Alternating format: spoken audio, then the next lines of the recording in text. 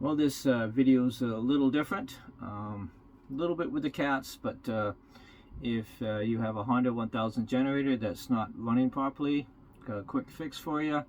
And if you have a Dodge pickup truck with the heat and seats aren't working, I've got a bypass for that too. But if you have any other vehicle that you got an issue with the heated seats, you can always email me, and I can do a little research and show you an easy way to fix without spending a lot of money on parts. So hope you enjoy the video. Thanks. See you soon.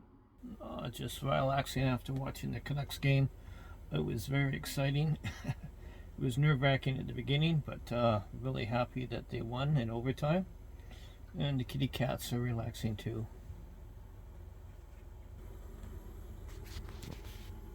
There they are. I got them all excited during the game.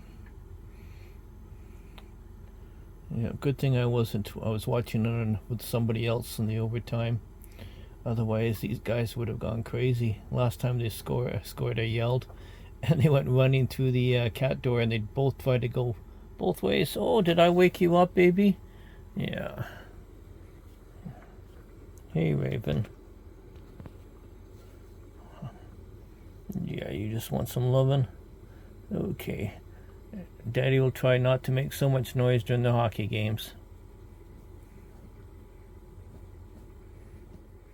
Good morning. I'm in Vern's shop again. We're going to do a bit more work on his pickup truck. Okay, we're going to clean up this mess here and all the cables and the fuses, and we're going to put a fuse box over here. He's also got some lines on the inside to his inside fuse box. We're going to tie those up. So Vern and I got ready to work. We cut all the wires that were all tie wrapped together. There's a lot of tie wraps. And we got it all connected. Also Vern said, oh, better disconnect the battery. So we disconnected the battery, and I mounted the fuse box on the side of the vehicle and started connecting everything together. So it was... only took us about maybe a half hour to get all the work done inside here, but it looked a whole lot better once we were finished. Well, there's the finished product. Fuse panel mounted and all nice and clean, where it had all the other cables on the battery before. I found an issue that it had no 12 volts constant power to the heated seat controller, as well as the radio memory power. Okay, I removed the fuse F1. I'm going to reintroduce 12 volts DC to the bottom of the fuse. You'll see it on the next diagram. And there it is, fuse for the 12 volt DC fixed. Also, I added a second relay because the existing relay had issues in the socket. Well, I ran 3 cables for the power from the fuse box we installed. One was for replace power to F1, which also leads to a bus that went to 3 different locations. So we have power for the backup radio and everything else. And 2 to the new relay I installed. That's going to be underneath the dash. And this is to turn on the power to the heated seat control module. Well, this is where I mounted the switch to turn the relay on for the heated seats. The problem was the controller that you'll see in a sec. It would not activate the heated seats anymore. That's why I had to put this other relay in.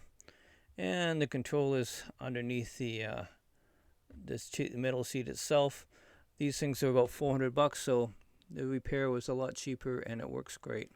So with the ignition on, push the button. You can see that the heated seat controls works high and low, and it does time out. We've made sure that that happens, so you can turn it on and off again, and when you turn off the ignition, everything shuts off.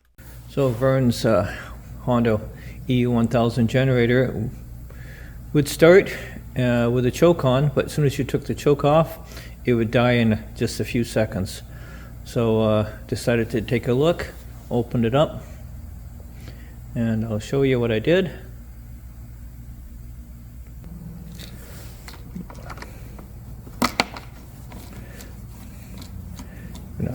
access the carburetor.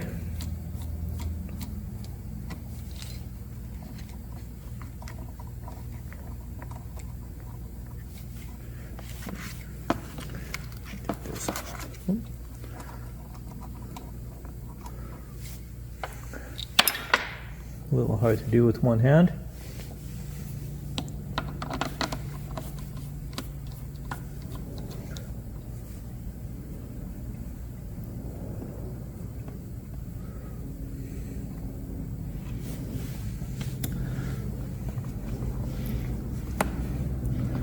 This off.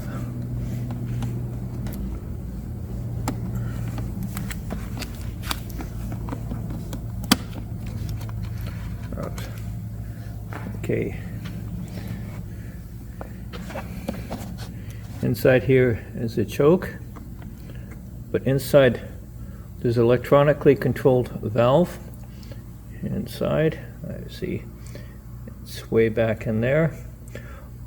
What I did is I sprayed inside with some carb clean, and there's a little copper valve, and I used a small screwdriver, got it to move back and forth. It was stuck, and now the valve moves freely. So I cleaned it with carb clean, sprayed it a couple times, and instead of taking the whole carburetor apart, you can do it easily enough with just inside.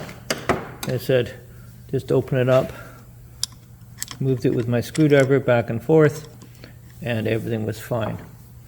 So started up the generator, and it worked beautifully. Had it running for a half an hour, no issue. So simple fix, and if anybody else has one of these things, easy to do, takes a couple minutes, and you don't have to worry about taking the whole carb off and losing any screws on that. So that was one job done. Thanks for watching. If you want any of the schematics for the wiring on the Dodge 1500, let me know. You can email me and I'll send them to you.